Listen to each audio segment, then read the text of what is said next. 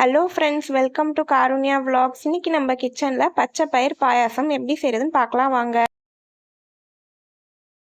ஒரு பேனில் 2 table spoon நெய் ஊற்றிக்கிறேன். நெய் சூடானதும் முந்திரி பருப்பை வறுத்து எடுத்துக்கலாம்.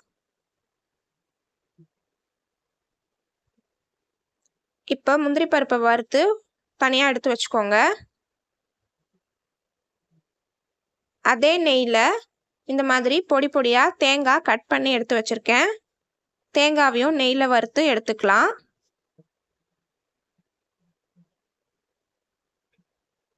இன்னைக்கு நான் 1 கப் பச்சை பயிர் எடுத்திருக்கேன். பச்சை பயிரையும் நெய்யில் வறுத்து எடுத்துக்கலாம். இப்போ குக்கரில் தண்ணி ஊற்றி 2 டேபிள் ஸ்பூன் ஜவ்வரிசி போட்டுக்கிறேன். நீங்கள் உங்களுக்கு வேணால் நிறையா ஜவ்வரிசி கூட போட்டுக்கோங்க. இப்போ வறுத்து வச்சிருக்க பச்சை பயிரையும் குக்கரில் ஆட் பண்ணிக்கலாம்.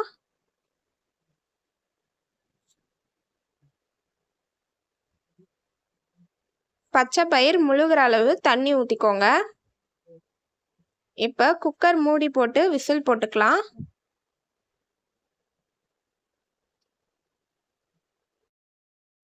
நாலு விசில் வரட்டும். இப்போ நம்ம ஓப்பன் பண்ணி பார்க்கலாம். வேகலைன்னா இன்னும் ஒரு 2 விசில் கூட வச்சுக்கலாம். பாயாசத்துக்கு பச்சை பயிர் நல்லா கொஞ்சம் அழிஞ்சிருந்தா தான் நல்லாயிருக்கும். நல்லா வெந்திருக்கு. இப்போ திருப்பி அடுப்பில் வச்சு கொஞ்சம் பச்சை பயிரை ஸ்மாஷ் பண்ணிக்கலாம்.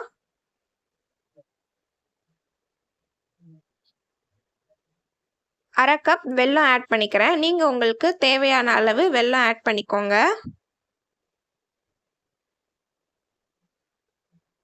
நல்லா மிக்ஸ் பண்ணிக்கோங்க.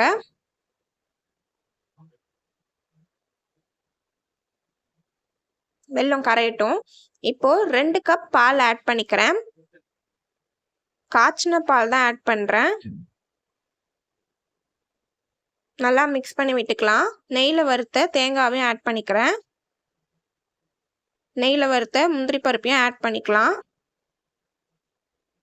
ஏலக்காய் பவுடர் அரை ஸ்பூன் ஆட் பண்ணிக்கிறேன்.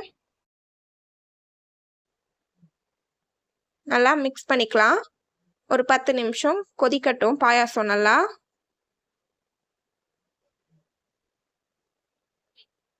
இப்போ நம்ம சூப்பரான பாயாசம் ரெடி ஆயிடுச்சு. ரொம்ப சிம்பிள் தான். பச்சை பயிறு வேக வச்சு கொடுத்தா சாப்பிடாதவங்க கூட இந்த மாதிரி பாயாசம் மாதிரி பண்ணி கொடுத்தீங்கன்னா சாப்பிட்ருவாங்க. டேஸ்ட் ரொம்பவே சூப்பராக இருக்கும்.